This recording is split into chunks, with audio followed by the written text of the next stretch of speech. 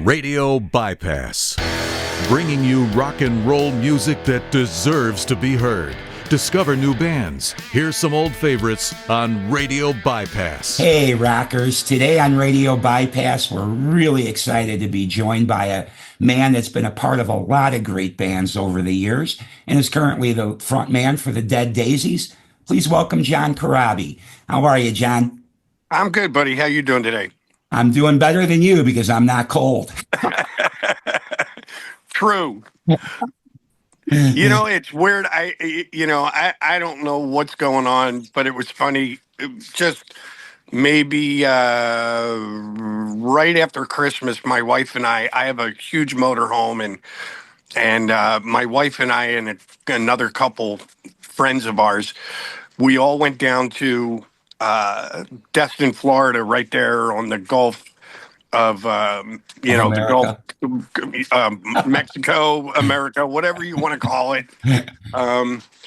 We went down there and we kind of hung out. We were camping, whatever. And then right after we left, literally like 2 days after we left, that entire area got dumped on with snow. And it's just been the weirdest winter. So right now I'm in Nashville, and we're just kind of the remnants of the dumping we got the other day is just kind of melting away, but it's still colder than shit here. So Yeah. As soon as you came out, I saw the steam. I remember that well from living in Chicago. Well, that's cool. I'm glad you could join us today. I wanted to start our conversation with talking about the latest thing the Dead Daisies have put out. We had Doug Aldrich here a couple of weeks back, and he had talked about a video that was coming, and we thought it might come right when our chat was going out.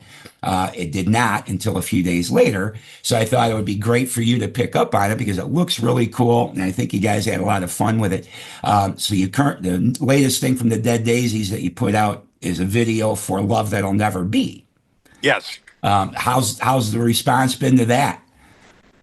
So far so good, man. Yesterday, the management set up a ton of radio interviews, which is for me surprising in this current climate of, the type of band that we are. You know it. You've been in radio.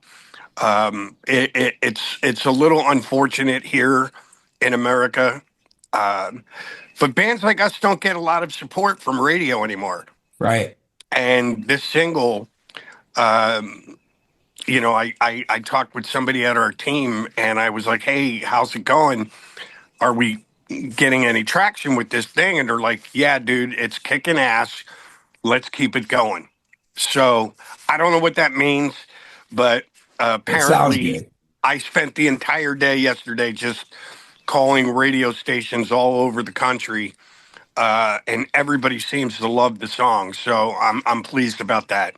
That's awesome, especially if they're playing it on the radio, because we all know how hard it is to get a band like this on the radio these days. Yeah, and it's funny. Like, a lot of people ask us why we go to Europe and stuff, as much as we do, But I'm like, it's. I was just saying this to one of the DJs yesterday. I said, no disrespect, because I know how it works now. You know what I mean? But this is something that's been gradually building.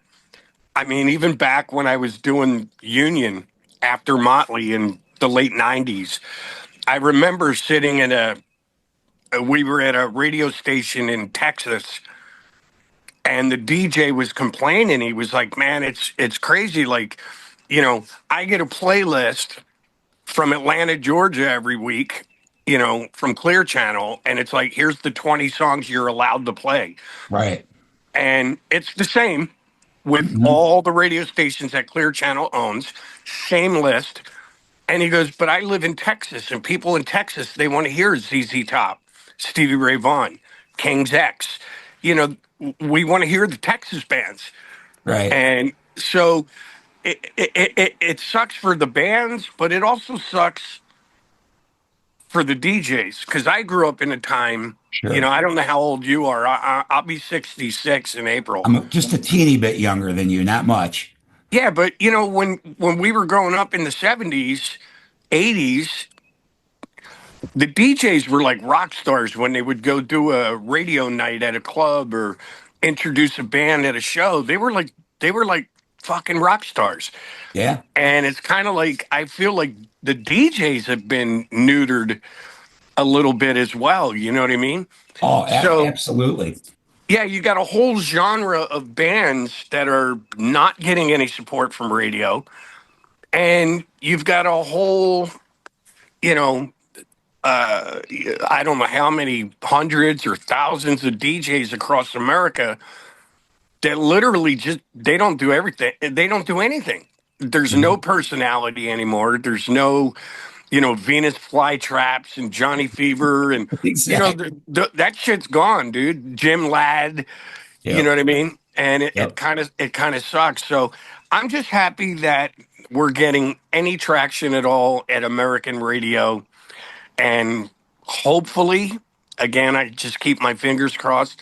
Hopefully, it pays off. Right.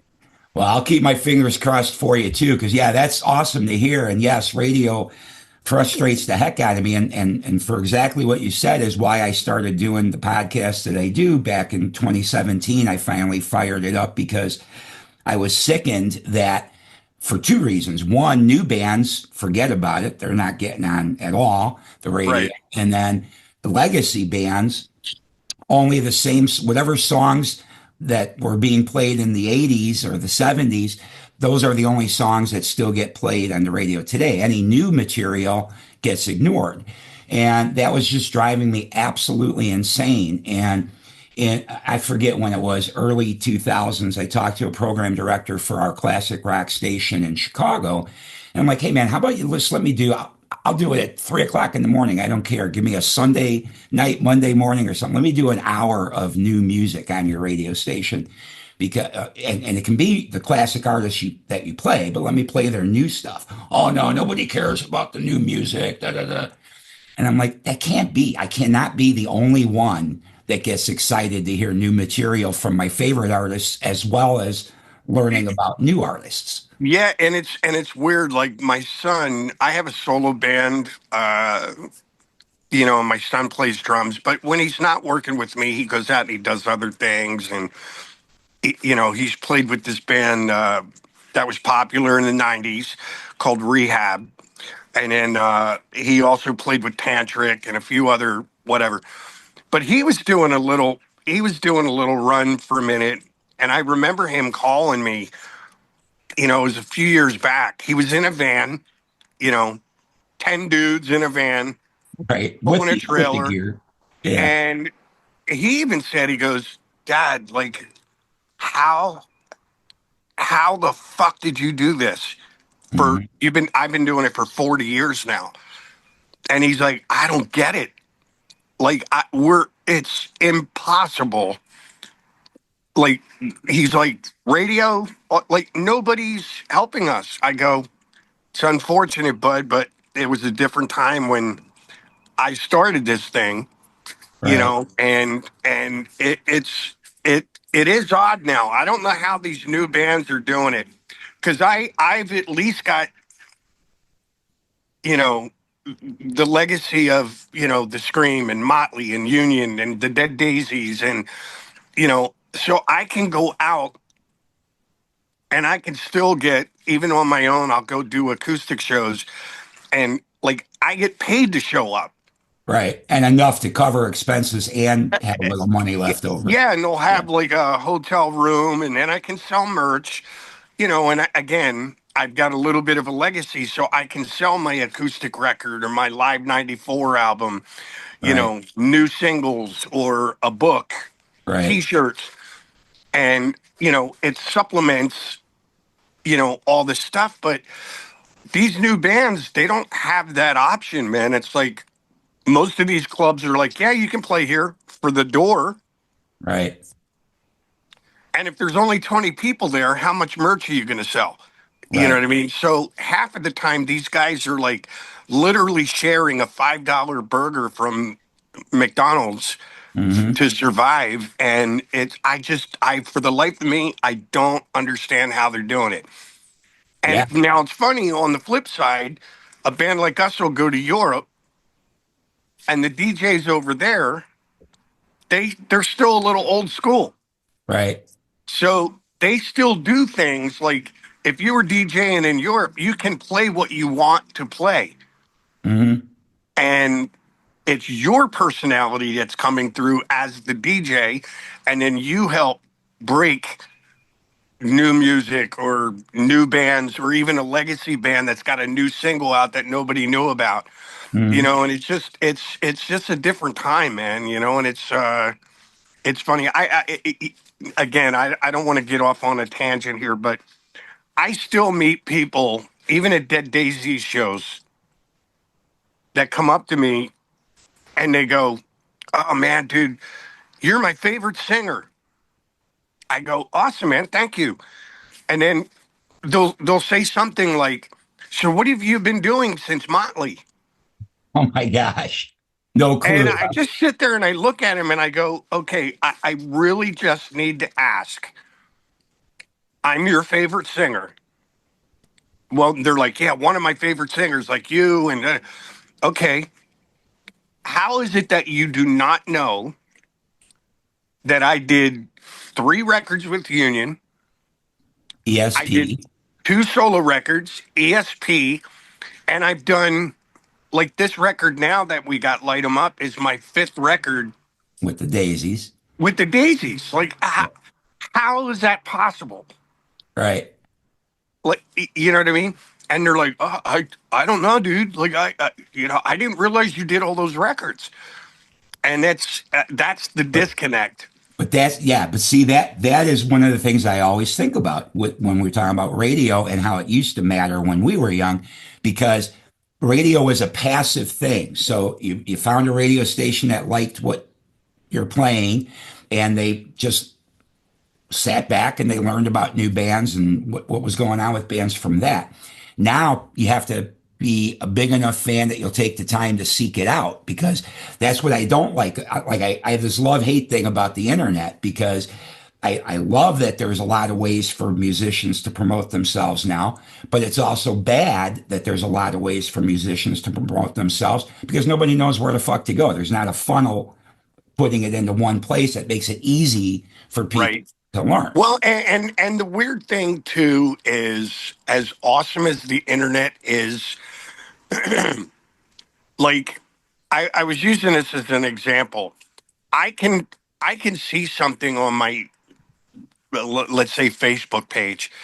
I'll see something and then I'll read it. It could be about a concert that's coming to Nashville. And I'll see it and I'll close it. And then my wife will come in from work or whatever, and I'll go, "Oh, hey, babe, check this out." And I'll go to my Facebook page and I'll start scrolling to find that ad. And in that 30 minutes from when I saw the ad to when I want to show her, like 200,000 things have been posted. Yeah. So it's like you can't find it again. Right. And, it is crazy, like how we're inundated like so fast with information Yep. that it's not sticking either. You know what I mean? So there is a Yeah. beauty to the internet, but there's also a curse to it as well. It's kind of like auto tune in a recording studio. Right. Right. It's a good analogy. Well, anyway, all right. So we'll quit complaining now. So let's talk some fun stuff. Let's talk music. So you mentioned the Dead Daisies and all the records you've done with that band.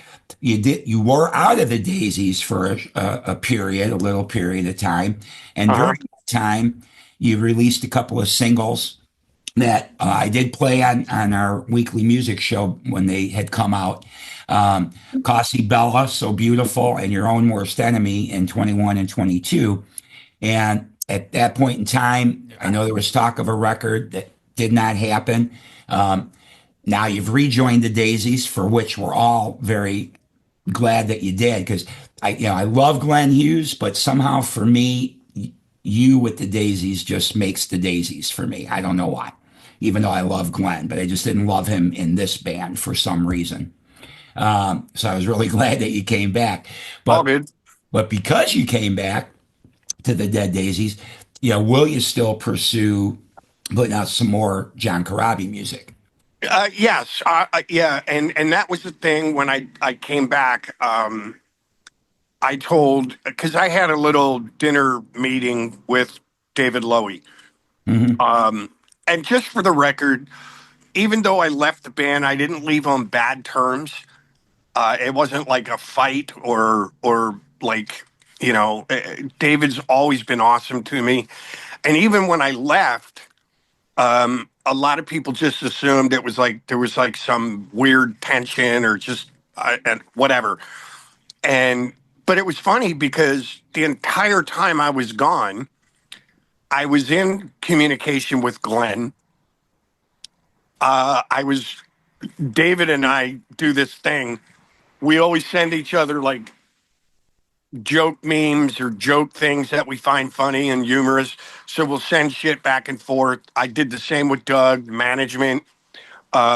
So I was in constant communication with them. And even at one point, they were getting ready to go out and tour with Glenn. And I don't know if, I don't know. I think Glenn was sick. I Yeah. don't know what was wrong with him, but he wasn't feeling well. And David Lowy said they had set up maybe a couple weeks of rehearsals, but Glenn couldn't make the first week. So I was like, okay. So he asked me if I'd come up to New York, and they had their set list, and I printed out all the lyrics, and I just kind of helped them. I just kind of ran them through their paces. Right. And then once we were done, they packed up, went to LA, and then they rehearsed another week out there with Glenn, and then they went on tour. So it was always a good thing. You know what I mean? I was like, whatever. But I had a meeting with David Lowy, and the arrangement now is I write music. I have a little home studio now during COVID, which was awesome. I took lessons and learned how to use Pro Tools Nice. after 960 years in the music business. I finally figured out how to record myself. And so I'll just literally sit down and just even if it's just a rough idea with no lyrics, just a riff, whatever, I'll record it, save it. So I told David I would love to come back to the Daisies. I had a little time off and got to hang with my family for a minute. But I said I will give you guys first options at the songs. The ones you guys want, we'll do with the Daisies. The ones you don't want, I would still like to be able to record and do solo records at some point. Hmm. And they were like, okay, awesome. So, um, I got to be honest with you, I'm kind of, I know this is going to sound really weird, but I'm very blessed now to be in the situation that I'm in because I can get together with the Daisies and we can just do a straight ahead, kick ass rock and roll record where there's high energy and I'm banging my head and doing my thing. And now, but I've really been obsessed lately with artists like Bob Seger, uh, John Cougar Mellencamp, John Fogerty, the Eagles. Uh, so I'm like, I was oddly enough, I was just sitting there talking to my manager a couple weeks ago, and I just said, man, if I do a solo record, I think I want to do something that's a little more grown up Hmm. and a little more musical, where there's strings and pianos and if the song requires a ukulele, I can put a ukulele on there. Who cares? So I kind of have all my bases covered. I can do my rock stuff with the Daisies, and then I can do something that's a little more adult contemporary. for myself, whatever. Mhm. So, Daisies have first shot at everything. And yes, I would like to be able to still, actually, between me, you, and the fence post, I can't say when it's going to come out, but I just signed a deal to do a solo record with a great company that actually believes in me. Right. So, yeah, we'll see what happens. I literally just signed it like a week ago. So they want a solo record, and they're completely content with that whole Bob Seger, Fogerty, just doing something a little more grown up. You know what I mean? Mhm. So I'm very life is good. That's good. I'm glad. I'm glad because because that's something that I've thought about for you and a lot of guys from the time frame that you started. You've probably had a bit of a roller coaster. Some ups and downs, and and as we already discussed, things have changed so much now in 2025 from what it was in 1985.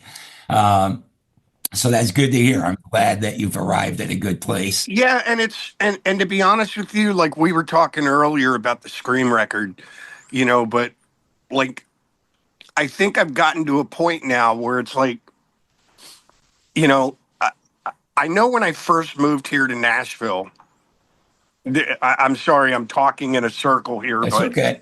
um, I came here prior to moving here because a guy, uh, this band Trick Pony, they're a country band.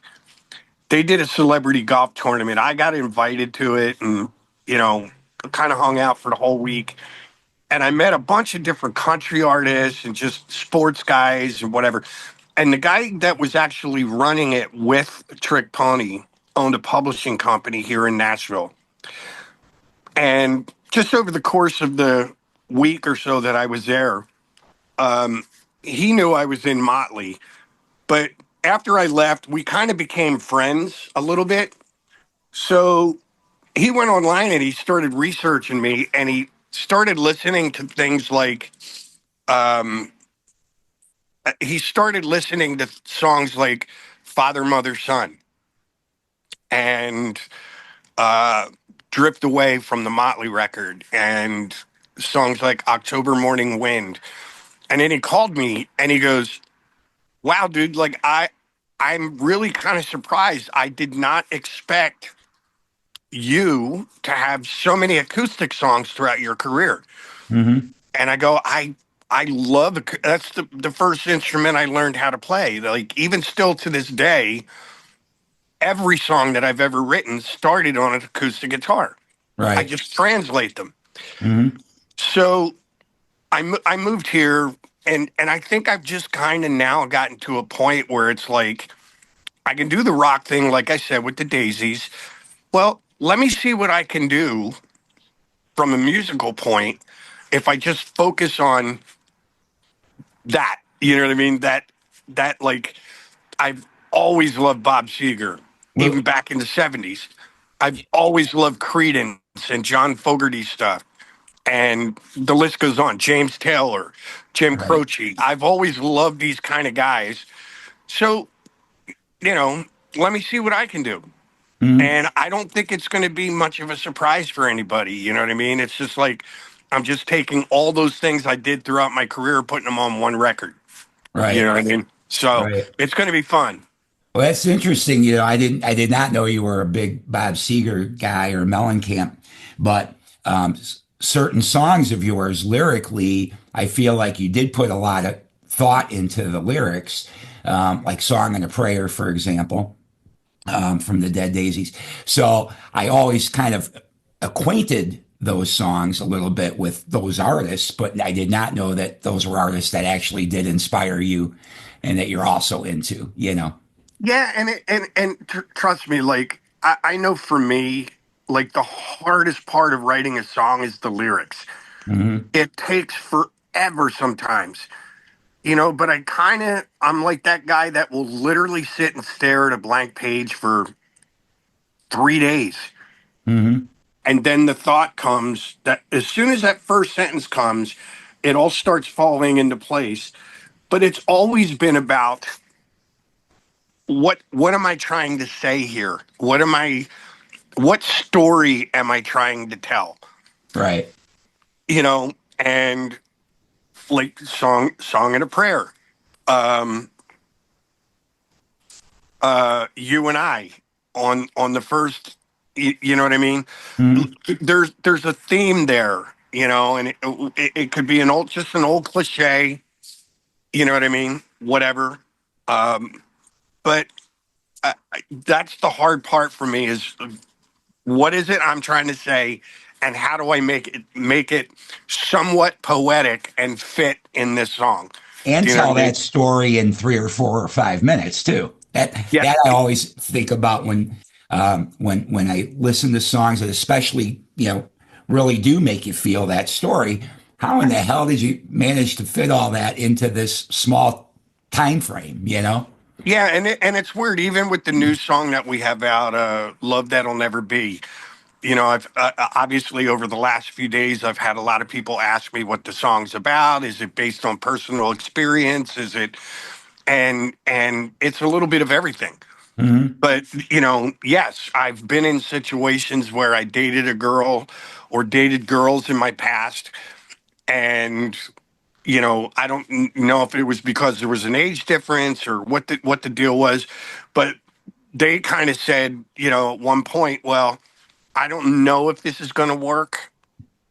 Let me see what my options are. And they would take off. And I would try to sit around and wait as long as I can to see if they figured it out. But then after it's at some point, you just go, I'm tapping out and I'm Right. moving on. You know, and that's what the song's about. It's literally just about a girl who went to see what her options were, thought the grass was greener on the other side of the fence. Right. She jumped the fence, and now she realizes, I think what I was looking for, I had, Right. and now I can't get it back, which is something I think, and it doesn't even need to be about a relationship with a girl. It could even be about a job where Mhm. you leave a job because you think that job's going to be better. And then you get there and you go, oh, this is shit, dude. Right. I Right. should have fucking stayed where I'm at. At least I liked the people I worked with. Right. You know what I mean? So it could be about anything, but it's more about like, you know, looking at what you have and trying to find the glass half full instead of half empty and Right. making it work, you know? And, but that song took me forever, man. It was like I literally just sat there and stared at the fucking paper for like 2 days. And then all of a sudden, the first line came. She wakes up on the wrong side of the bed alone. Hmm. And then the whole thing painted itself. So once you came up with that first line, then it started pouring And out then it was like easily. it was like a floodgate. So, Had you already written the music part, and yeah, then the music trying was to come up done. with I the had it. lyrics? I had the melody. I had everything. And that's usually how I write. I, Mhm. Oh, I'll, you're freezing up, John. Oh, you're can back. you hear me Yeah, okay? your Wi-Fi or whatever cut out for a minute. Oh, now it just cut out Yeah, it's again. been janky. Yeah, we're you're frozen right now, buddy. And I don't mean just from the temperature. Can you hear me though? Yep, you're Uh, back. You're back. Yep. uh, no, I'm Yeah, we okay. lost the audio But there for a minute. I usually write the riff.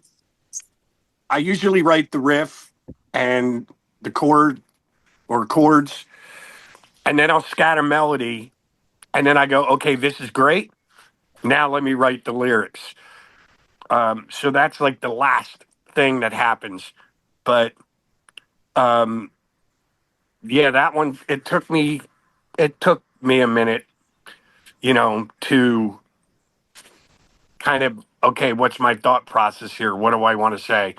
And then once it came, it came. But Right. it takes me a minute. Well, I'm glad it came because it's a great song. Even though I love the hard rocking, like you said, high energy, fast moving stuff. This is a little more ballady. but it's still a great song. I love it. It's really good. I Thank mean, I you. like the whole album, of course, um, but that one I put up there. Maybe not for me. Maybe I don't love it as much as "Song and a Prayer," which is one of my big favorites, but it's really good. So I'm glad it poured out of That's you. cool, man. Thank you. Yeah, absolutely. And another song that I thought about where I wondered what you were thinking is "Times Are Changing." It sounds like you're being kind of reflective there. Actually, I got to be honest with you. That song, Marty had already started working on. That was a Marty Okay, song. gotcha. Um, and when we were doing the record, I mean, we had a ton of stuff. We always put like a Dropbox together Hmm. and put ideas into it. And I mean, there's probably still in the Dropbox, there's probably another 15 or 20 ideas we didn't even get to. But Marty saw the progression of the record and where we were going lyrically, energy wise. And uh, he was like, hey, man, I want you guys to hear this song. And uh, so he played it for us. And all of us were like, dude, this is fucking great. Like, so he was like, Crab, do you want to sit down and like maybe do a rewrite on the lyrics? And we're like, no, dude, it's Oh, so awesome. those lyrics are not yours. No, I didn't. I Okay. really had nothing to do with that song. I mean, we arranged it and whatever, and obviously I sang it. I put my spin on it, whatever. But Marty, again, Marty, whether anybody wants to admit it or not, is our secret weapon. Hmm. He's done a bunch of Dead Daisies records, so he's like a member of the band. You know Right. what I mean? He's a member of the team, and we were all getting together and putting ideas. And Marty's like, "Hey, I got this idea," and he threw it in the Dropbox, and we loved it. So we're like, "Fuck it, yeah, let's do it." You Awesome. know, there's no ego with this thing. At the end of the day, all we want is a great fucking record. You Hmm. know what I mean? And Yeah. that's one of the other things I love about this band is there is no ego. We've all known each other for I've known Marty since the Scream days. Hmm. I've known Doug since he was 16 living back in Philadelphia. Hmm. I've known Michael Devin since 2000. David Lowey's probably the only one I didn't really know, but I've known him now really well for 11 years. Right. So, um, I get to go to work with a bunch of ego-less friends, and we have a Hmm. great time doing it. So it's awesome. Yeah, that is awesome. That is awesome. And that's not always easy to find the personalities, right? I'm sure, Well, uh, it only took each one of us 40 years to get into this position. So, exactly. But that's good. You guys appreciate it and respect one another, so that's good. yep. And I'm glad you guys keep making the records, even though, as we talked earlier, you're not going to get a lot of airplay on them. But I'm glad you guys still crank them out. And when you guys do your live shows, those are always well received, and you seem to have no trouble getting people out to the shows in spite of not getting a lot of support from radio. So that's awesome. And even here, like we play smaller places in America, obviously, Mhm. because we haven't gotten the radio support unless we're opening for somebody like Kiss or Whitesnake, whatever. But we'll go out, we'll do like, club tours, we'll play, five, 600 people. But it's crazy. You can see the difference when we go to Europe.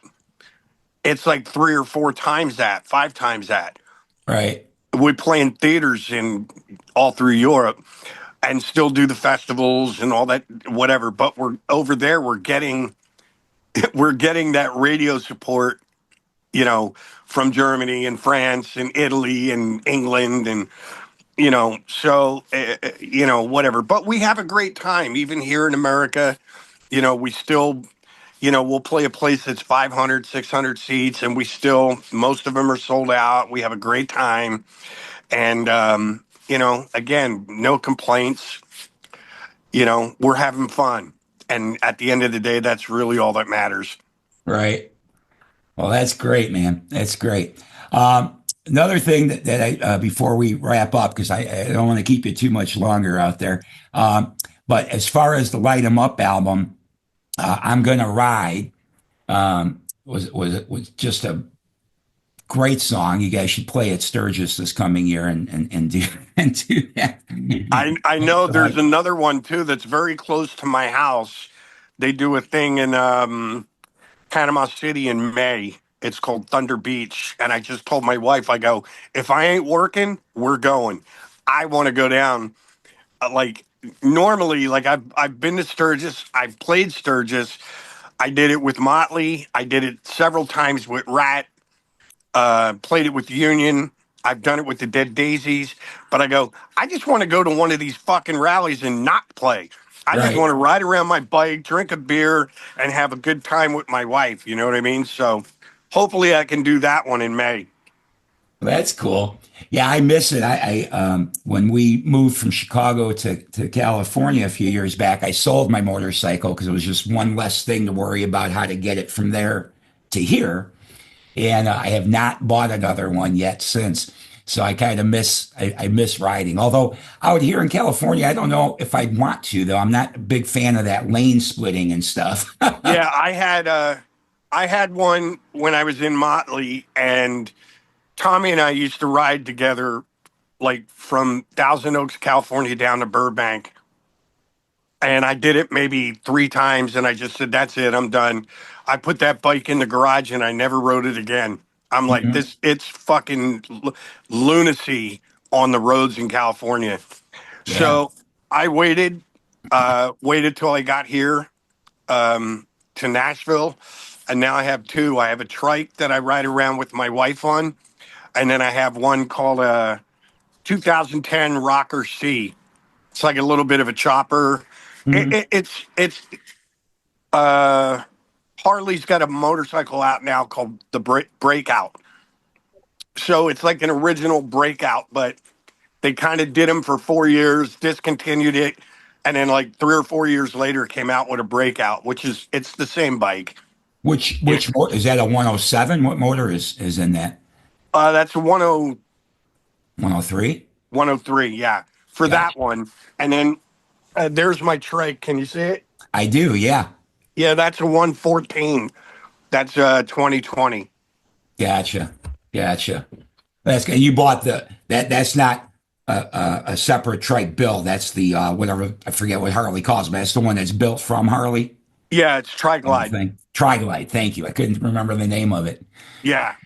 And you know what? Honestly, again, like even Nashville's traffic is getting a little weird. Um, and my rocker, my two wheeler it's really just set up for one person. Hmm. You know what I mean? It's a little bit of a chopper front end, and um, so it was funny. I was in Florida last year, and my wife and I are just sitting in the pool at this RV park because I have a huge RV as well. Hmm. And so we went down to visit her mom, and we were hanging out. We're in the pool, and the pool was right by it's like a coastal highway. And we were just sitting there, and I was like, I'm not getting a trike. That's like an old man bike. Can't do it. Can't do it. And I swear to God, in like the 30 minutes or an hour we were in the pool, I think I saw like 150 trikes go by. And it was like, yeah, there's some old, fat, bearded, but it was like mostly younger couples. Right. So I was like, so I turned to her, I go, if I got a trike, would you be cool with riding? And she goes, yeah, I would love that. So I'm like, all right. I literally came home. I called my buddy at a Harley dealership, a manager, and I go, you guys got any trikes? He goes, yeah, actually, I have one sitting here right now. He sent me a picture of it. I go, I'll be up tomorrow. And I literally bought this bike. Yeah. So, Well, for traveling, it's great because you get a little extra storage space with the trike. So nothing wrong. With the first dude, time I rode one, first it's time I rode crazy. one, the hard part was remembering that I don't have to put my feet down when I Yeah, start. well, and that's what my buddies. I rode this, but I rode this bike literally every day for like a month, and then it was like I should probably get out and start my truck. You know what I mean? Whatever. But my buddies, I took my two-wheeler out, and my buddy Wes goes, "Hey, dude, don't forget to put your feet down at the light." And I'm like, "Yeah, I got it." But I love this thing, man. It's got the stereo. You can hear me. Like my dogs can hear me like 2 blocks away. I'm cranking Zeppelin. I come around that curve, and they're like, "Daddy's home." But um, it's got a killer stereo, reverse. The handlebars are Right. heated. Like you said, the storage. It rides great, and it's lit up like a Christmas tree. Right. So you can see that thing. It's like a car. Like even my wife was following me. She goes, "That thing's as wide as a Honda Civic in the back." Hmm.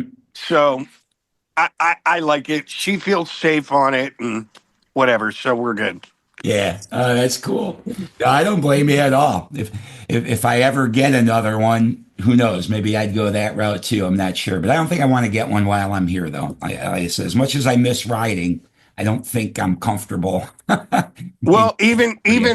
you know, even in even in California, I don't think I'd have too much of an issue riding a trike Hmm. because, like I said, the back end of it, even at night, it looks like a Camry or a Honda Civic or something. You know Right. what I mean? It's completely lit up. So, um, and then again, I always take whatever pipes are on the bike. I take them off and give me the loudest ones you got. Right. So, Yeah. and then I have a truck horn as well on both of my bikes. So if I had to hit that horn, dude, you know You- I'm coming. Yeah. I was say you're not going to be missed. Nope. That's funny. Another thing I wanted to ask you is, I believe it was when you were playing in Rat, there was a period where you were doing guitar, not being a front man. Right. Um, do you have a preference? Do you enjoy playing guitar and being just that guy more than being a front man, or vice versa, or are they equal? I listen. I love playing guitar, and that's honestly, I kind of backed into the singing thing. I started out as a guitar player, um, and it was only due to a talent show that I did in school. Uh, And at the last minute, the singer couldn't go or whatever, and I was just like, "Is anybody going to step up to the mic and sing?" No, okay, I'll do it. And we literally, I walked up and I sang "House of the Rising Sun," and we did that monkey song, "I'm Not Your Stepping Stone." Great song, my favorite from them. Yeah, and so I did them, and we actually won the talent show. So at that point, the bug was a little bit in my ear.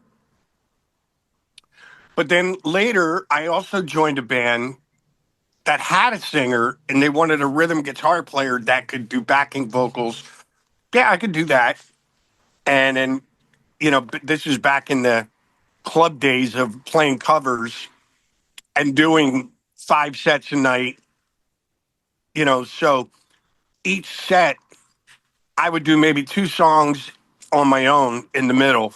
He sang all the stuff like Journey, Kansas, Loverboy, whatever. And then I would do the Aerosmith, the Van Halen, the Dio kind of stuff.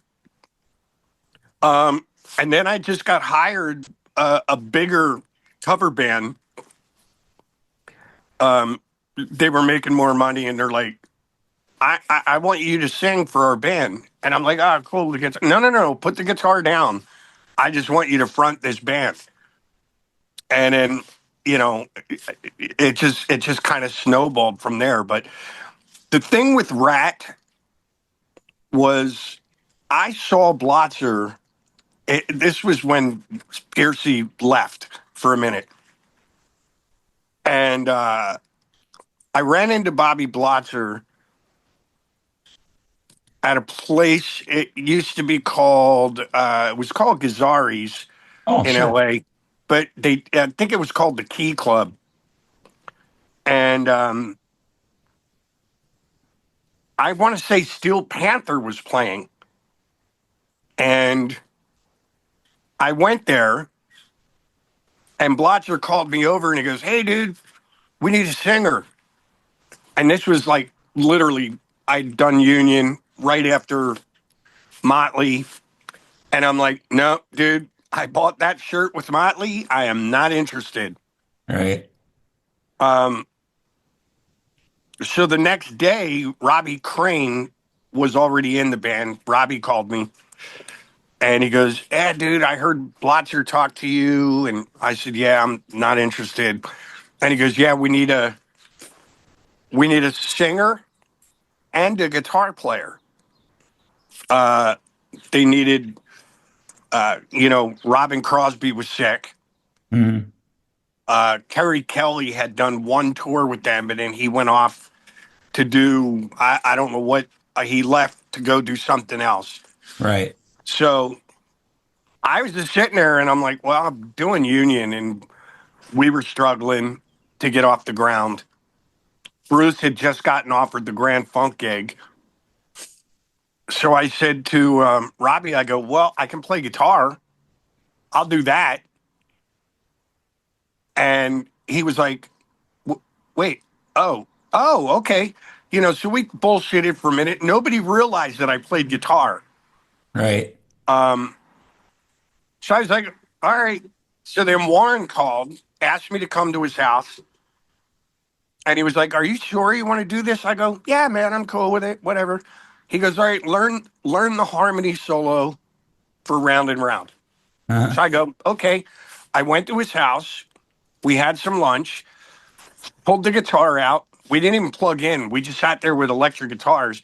I did the solo, and Warren goes, "You're in." And that was it.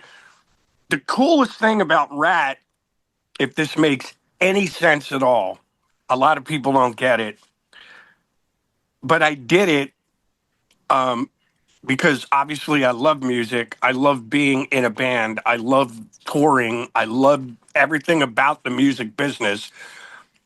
But it just gave me an opportunity to walk away from starting a band where, if you're like one of the, original members, or you're starting a band, you're worried about how many records did we sell? How many tickets did we sell? How many t-shirts did we sell? You're worried about all that shit. Where Right. with Rat, I still got to do what I love doing. And then Without any of that pressure. Friday, yeah, it was weird, dude. I would literally walk on stage. I had a case right next to me. I had a bottle of Jameson, a couple of Guinness on ice, and an ashtray. And I would literally light a cigarette, take a swig of whiskey, have a Guinness. I'd play my parts, I'd sing my backing vocals, and then I would do 5 shows a week. And then Friday, I'd put my hand out and they'd stick a check in my hand. I Right. didn't have to worry about all the other bullshit. Right. So I took a mental break for a minute, and nobody understood it. But I'm like, hey, I'm doing what I love to do. I don't give a shit if I'm singing. I'm still playing music. I'm still writing music. I'm still doing my thing. So it worked out. So I guess the answer to my question is that you don't really have a preference. You love it all. If you're just No, a guitar player guy, you're good. If you're the front man guy, you're good. You just love it all. yeah, and it's like, I know somebody asked me before, like, well, what would you do if you couldn't sing anymore? I guess I would start looking for rhythm guitar player gigs. I don't know. I just love playing music, you Right. know, and I've never, which could be part of my downfall. I've never had like a huge ego where it's like, oh, I need to be the main focus. I Mhm. don't give a shit. I like doing what I'm doing. Who cares? Right. Whatever. You know what I mean? So, but again, too, you know, I love all types of music. Right. So I know you were talking earlier about the 2 songs that I released. A lot of people were disappointed in that first song, Casibella. It was a They're little like, what? different, probably, from what people were used to at that point, because you had been cranking out the Dead Daisies records up to then. Yeah, but it was like if you've known anything about me or followed my career in interviews, I've said it a million times. You know, I mean, I love music. I have a lot of favorite bands depending on my mood, Hmm. but obviously, top three: Beatles, Zeppelin, Aerosmith. Yep. And if you look at Aerosmith, Aerosmith is a huge Beatles influence as well. You know what I Obviously, mean? yeah, for sure. So I love Queen. And I've always said that, like, Penny Lane is one of my favorite songs by the Beatles. Killer Queen is one of my favorite songs by Queen. Hmm. And even when I was working on that song, I played it for Marty. Marty's like, I'm not hearing it, dude. I don't get it. So this is right when I took the Pro Tools class. I said, you know what? I'm gonna fucking do that song. I'm gonna lay it down. And so I literally like went through the piano, all the piano. I did it like chord by chord, and I figured it all out. Then I did the guitars. Then I did the solos. Then I did the bass. Did the drums. I got the whole thing mapped out. I sang it, and then I had a buddy come over and help with all the backing vocals. And then I sent it to Marty, and he went, "Oh, fuck, yeah, dude, I totally get it now." You know what I mean? Right. And, you know, again, no ego. I just love music. So, you know, I might have something on a solo record that sounds like a fucking bossa nova. I don't know. Right. You know, I just write. And if I like it, I'm going to keep it. I'm going to record it. I'm going to put it out. And I don't know why that surprises people. Yeah, I don't know either. I mean, the only thing I thought of with when Cosy Bella came out is just, you know, because not everybody's weird like me that I start with an artist and then I just stay with them forever and follow everything they do. So for me, you doing that song wasn't a surprise, but because of the Dead Daisies, though, I was thinking, well, this definitely sounds different than what you've done the last few years. So Right. maybe that's what it is, why people are a little more surprised by it. But I thought it was a great song. Right. But you know what's funny? Like the minute I open my mouth, it sounds like me singing. Hmm. You know what I mean? It's just a different, and again, it could be my downfall, but I like eclectic. Hmm. That's why I love Zeppelin. That's why I loved Aerosmith. I loved Queen. I loved those bands. Now, don't get me wrong. I love AC/DC too, but not like Zeppelin or the Beatles or Queen or Aerosmith. Uh, Well, yeah, you know, because what you're liking about those bands is that they go in so many directions. yes, Yeah, I love the fact that a band like Led Zeppelin can do Trampled Underfoot and then Misty Mountain Hop. Then they can do the Lemon song, which is totally blues, and right. then turn around and do the Rain song. Hmm. That to me was just intriguing. It was awesome. Uh, Same with Queen, you know. Right. So, um, you know, eh, I've had people tell me though, you know, you'd be a lot more successful if you just kind of stuck to one thing. You know, even my wife, who's a hairdresser, she's looked at different pictures of me throughout my career, and she's like, I like this one. You've got short, spiky Rod Stewart hair.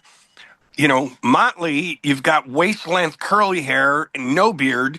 Now you've got like halfway down your back hair with a full beard. And I'm like, I don't know. It's a fucking mood. I don't know. People You're a change. chameleon. Yeah, it's like I didn't realize that there was something wrong with changing it up every now and then. Right. You know, try eating Fruit Loops every day for breakfast. You're going to get sick of it eventually.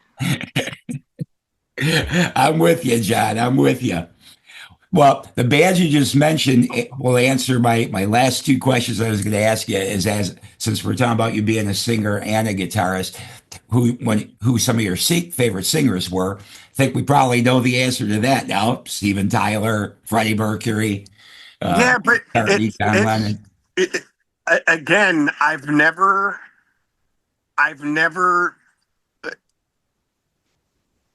like I like everybody Mhm. for some reason.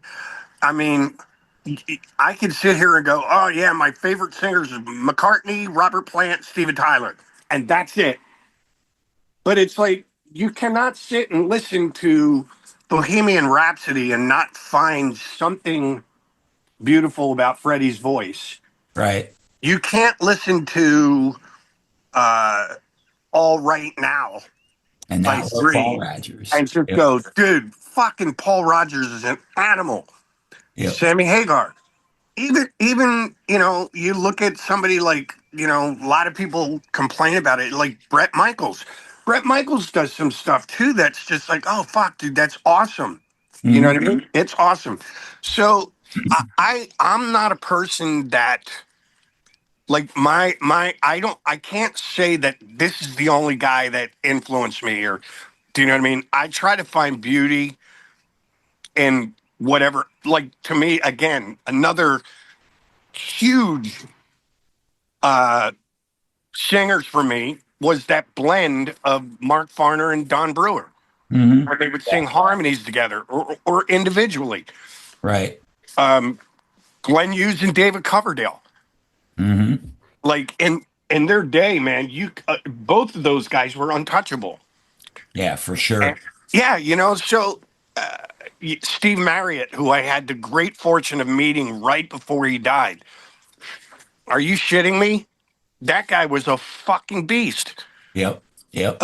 So but it goes beyond that. I can listen to one of the earlier concerts earliest when I was young. My folks took me to see together at a place in Philadelphia called the Latin Casino, and I went and saw Frank Sinatra and Dean Martin Together. together, Oh wow. together, and it was fucking brilliant.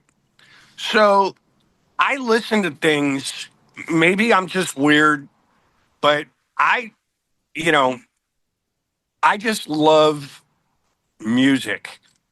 Right. And here's another one that you would never expect in a million years. One of my all-time favorite singers, Glenn Campbell. Really? Yes. I could see maybe the guitar. I wouldn't have thought to sing it. No, but that was a guy who had a voice that was so pure, he could sing a fucking menu, Mhm. a phone book. Listen to songs like Galveston or Rhinestone Cowboy or Wichita Lineman. I mean, it's just insane. And so if you can't look at something even outside of your box and find some, maybe beauty is not the word, but something good about it, and then store it back there, you know what I mean? Just throw Right. it in the back, and you know, we're all influenced by something. Steve Right. Perry, he was totally influenced by what's his name, Jackie, the Jack. old, yeah, I can't remember the guy's name, the old Yeah. R&B guy. I'm picture. Yeah, I'm picturing Oh when you. no, I'm sorry, Sam Cooke. Oh, Sam Cooke. Okay, but there is Yeah, Jackie though too. That's bugging me. I can't think of the last name, but I think I know who you were trying to think of there. yeah, it was Sam Cooke. So you take things and you just, I call it the Rolodex. You just store things in the Rolodex. I do. I try to, Right. and you know, you listen to things and at some point you can use it in your own music. You know what I mean? In your own quest for I want to do something here, and then you sit there and you think of whatever, and you'll open that Rolodex and you start rolling things and you go, oh, that chord progression that Glenn Campbell did in Galveston, where or I remember working on a song called Old Man Wise with Union, and we were sitting there listening to it. We couldn't find a drum beat that worked in that song. Mhm. And it was just sitting there, and I was just sitting there with my head down. And the more I listened to it, and then finally I just said to Brent Fitz, I go, hey, dude, what about something a little chaotic like Four Sticks by Zeppelin? Right. And as soon as I said it, he was like, oh, yeah, okay. And he went in and he came up with that beat that's in Old Man Wise, which is really just it's just a drum beat. It's just all fills. He's just going nuts. But it's like being able to go to that Rolodex of shit that you've heard throughout your entire life Right. and go, this will work. I can make this work with this idea. So I just love listening to all kind of music. You know what I mean? Yeah, no, that's awesome. I mean, I agree with you. I like listening to all kinds too. I will admit, I will always lean more toward the hard rock, heavy metal side as being my favorite and most listened to. But just like you, yeah, I mean, I love Bob Seger. I think he's one of the greatest songwriters in my lifetime, especially lyrically. Love him. Love Mellencamp, and I love all kinds of music, including Frank Sinatra, that my mom was a huge fan of. So I grew up hearing Frank Sinatra blasting in the house all the time. Um, but high energy hard rock is definitely, I would say, at the top for me. And then I like all the rest. Yeah. And I mean, but, again, even, you think about bands like, Zeppelin, you know, Zeppelin was also, if you sat down and you listened to it, obviously they were into the blues, Quite you know, obvious.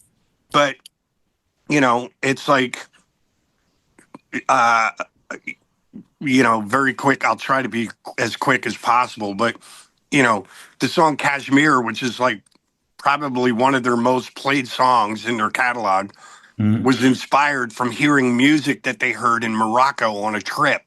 Right. And, and then they were in Jamaica and, they wound up writing a song, some people say Dire Maker, but it's called Jamaica.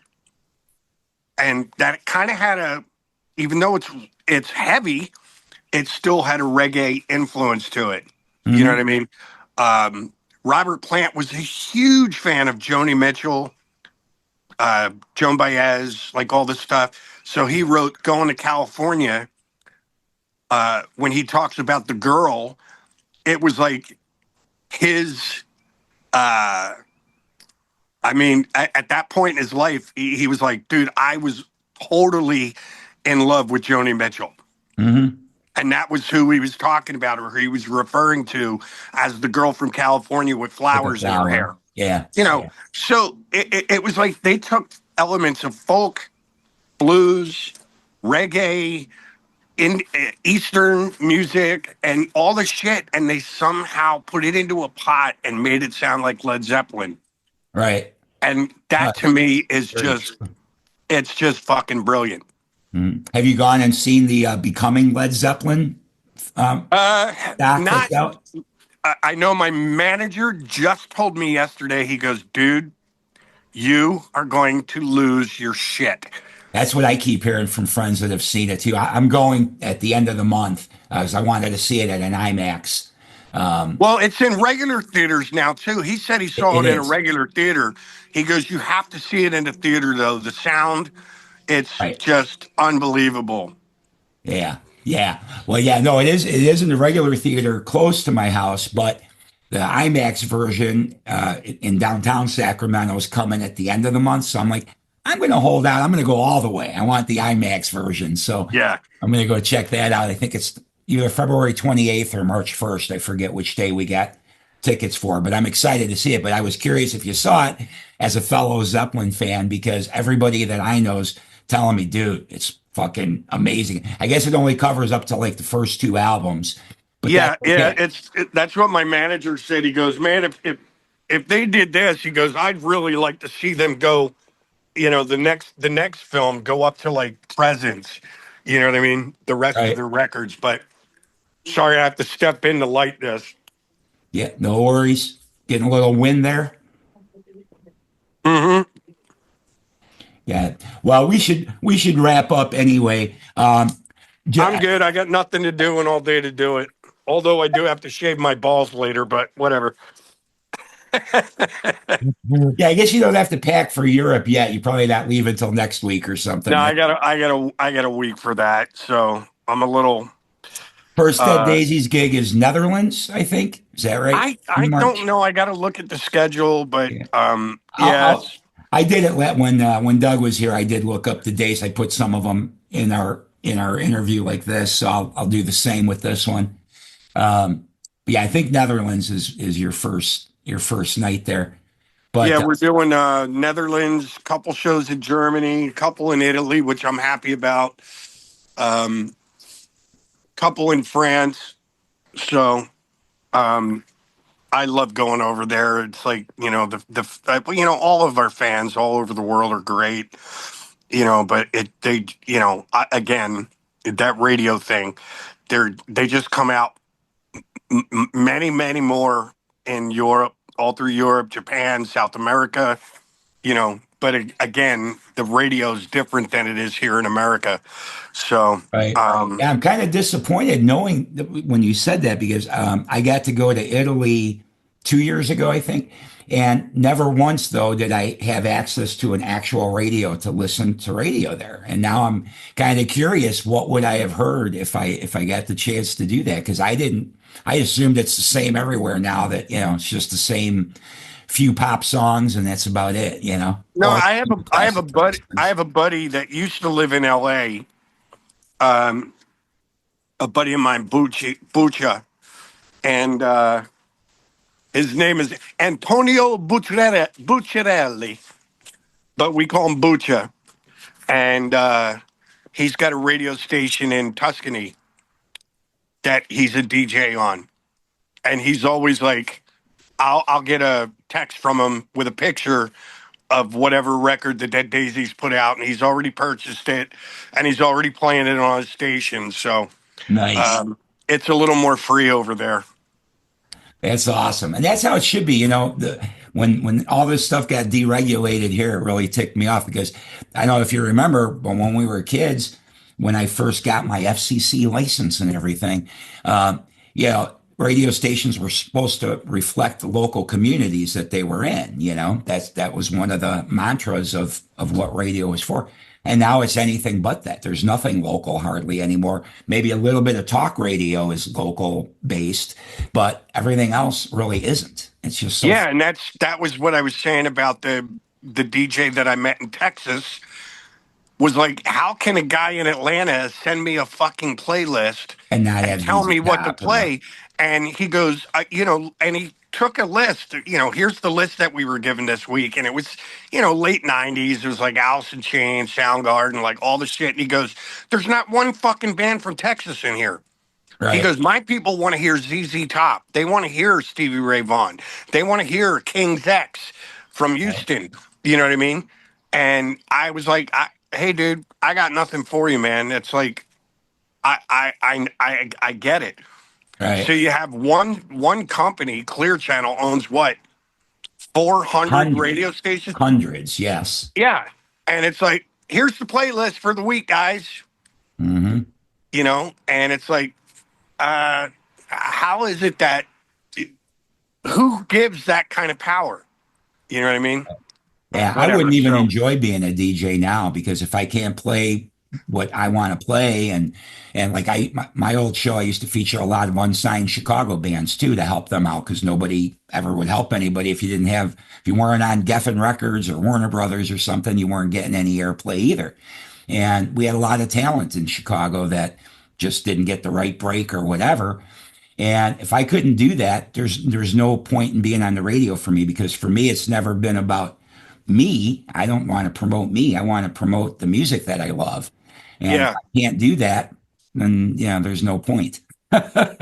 Yeah, it's crazy too. And you know, uh, I did a show here in Nashville right when I moved here. Um, it was for a music store because I used to have even when I was in Rat, I had a side gig. Like Gibson used to send me out to do acoustic shows in places like guitar centers and whatever mom and pop stores. Right. And I did one here, and there was a local band here. I don't even know if they're in existence anymore. But if you get a chance, I can't remember the name of the album, but the band was called Big Jim Slade. Hold on. I'm going to grab a pen and write this down so I remember to look. Big Jim Slade. Yes, Okay. and it's an old. I guess it was like one of those. What did they used to call them? The black exploitation films. Oh, yeah, yeah. I Yeah, remember. it was like a movie Jim Brown did in the 60s or 70s or whatever. And that Mhm. was the name of the movie, Big Jim Slade. And but they did a record, and dude, I so they gave me this record while I was at the show. I did an acoustic set, and then these guys played. It was four-piece band. Two guys played lead guitar and sang. They had a killer drummer, bass player, and I listened to this record and I was like, what the fuck am I listening to right now? This is amazing. And it's just a couple session guys here in town. They recorded the record themselves. They wrote everything. They put it out themselves. No radio airplay, no support from any labels. It was just, hey, doing it for the love of doing it. And the Right. fucking record is brilliant. It's Awesome. amazing. All right. So I hope I can find it. I'm it's interested to hear it. online. I've played it for a few people. Like you can find it on Spotify or YouTube or whatever. It's out there somewhere. I'll But look. it's a really good record. That's cool. I love this kind of thing where I get turned on to something I'm not familiar with at all. So I look forward to hearing that because I am not familiar with Big Jim Slade at all. So Yeah, and you know what? Honestly, dude, I don't even think they tour or anything. Like they mhm. just did the record. They'll do a couple shows locally, and then they all have other gigs. Like they're just guys that sit in a studio all day and just play guitar on other people's tracks. Right. But God, what a fucking great record. It's really cool. Awesome. I look So forward to I think checking check that it out. out. You'll like it. I will. All right. Well, John, we should probably wrap things up. But what I'd like to do is, since we talked about Costi Bella being a little different for people, and you said some people seemed surprised at what you had done there, I'd like to add that to the end of our interview here. And then I'd like to have you pick a tune, which any one of them, from Light 'Em Up from the Dead Daisies. What song should I add to the end of this interview? Um, well, considering I guess we have a new single out, Stick with you can that. you can do "Love That'll Never Be." All right. Um, if you've already played it, I guess I love the last record, the last song on the record. Take It's My called, Soul. yeah, that's a really good one too. Okay. Well, maybe I'll do Take My Soul because when Doug was here, knowing that the video was impending and we thought maybe it was going to come out around the same time as our conversation, I did play Love That'll Never Be at the end Okay. of our chat. So I'll do Take My Soul because that I haven't even played on the weekly music show yet. So yeah, I'll do that one. Yeah, and that was another one that lyrically it kind of took a minute to come, but once it came, man, it was like I wrote those lyrics in about an hour. My wife was like, How much did you have to drink? Like, where did this come from?" But it's really cool. I'm very proud of that song. I Was love that it. one of your quickest where lyrics came to you? Did that song happen quicker than most? Uh, no, it's really weird. Like some will come in 30 minutes, 20, 30 minutes.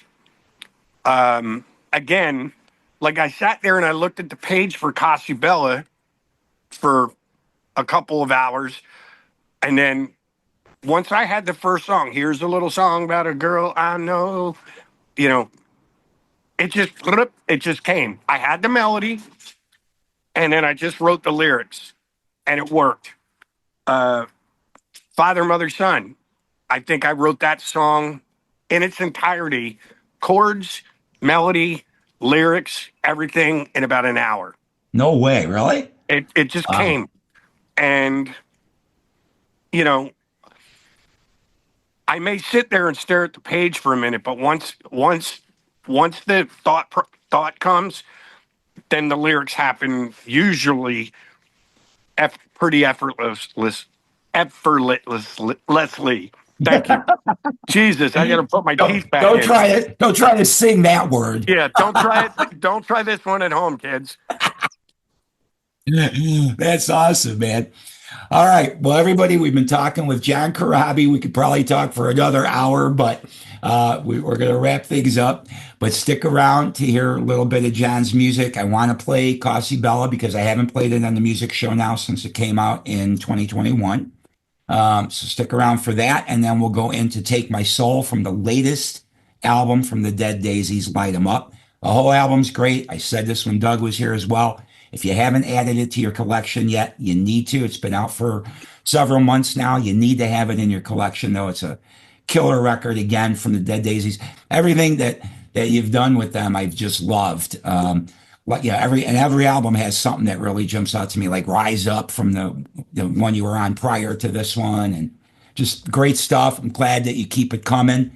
And then I think on this Saturday show too, guys, when I do the music show, we didn't get into it too much today, maybe another time.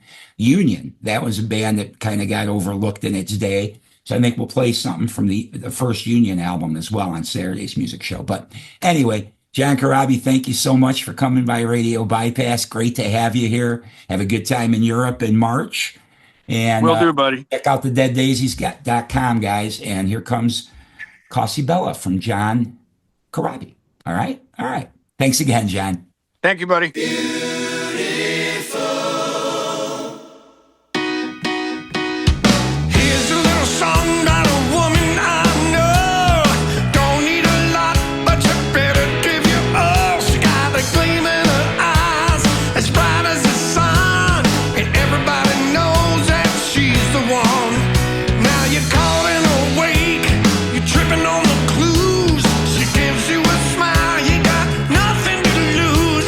Feel like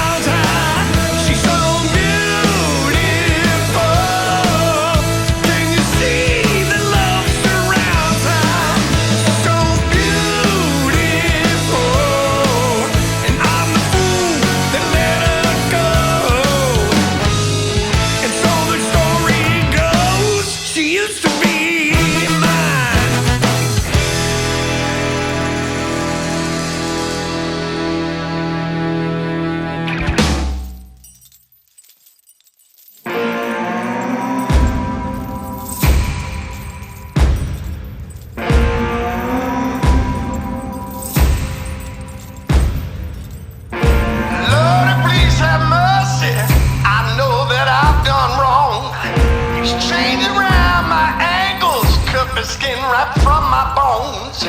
Blood and sweat is flowing from my poor old aching back.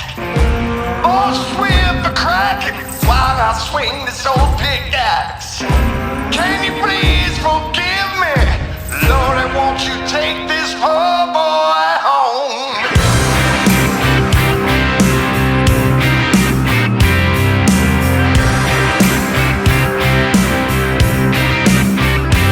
Let me tell you of my tale. I was drunk and out of mind, but a man about a woman, that's when I took his life. The mob was there to string me from a hanging tree. Served well, he locked me up and threw away the key. I wish that I could take back everything that I've done wrong. I'll spend my dying days where I belong.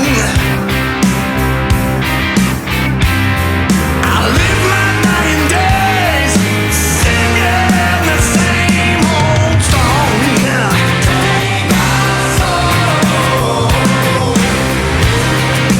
take my soul, take my soul, take